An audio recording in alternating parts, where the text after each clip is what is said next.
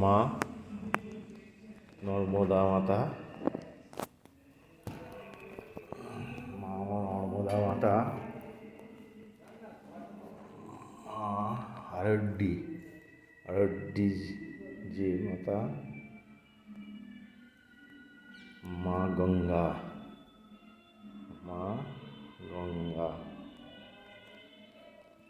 সেই মায়ের এখানে হচ্ছে তিনটে মিলন এইখানে আছে।